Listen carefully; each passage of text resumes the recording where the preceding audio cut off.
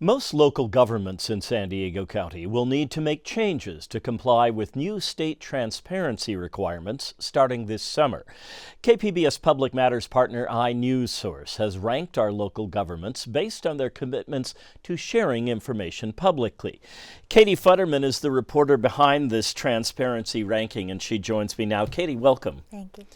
Can you give us a brief synopsis of how governments were graded in your report?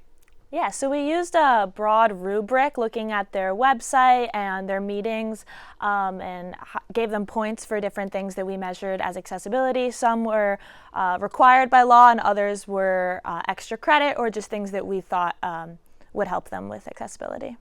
So what did you find that governments were missing? Yeah, so about 3/4 of the governments were missing the ability to have live remote public comment, which basically means being able to call or Zoom in and give public comment live. It's not required right now, but yeah, it will be required by July. Okay, so that's some of the ways they were falling short. What do they need to get going by July to be in compliance with this new thing? Yeah, so there's that live remote comment option, so all of them said that they were going to be in compliance by July, so that's good. And then the other requirement in that same law is more translation for depending on your population. You need to translate your agendas into that language. When you were compiling this report, what were the responses like from the governments?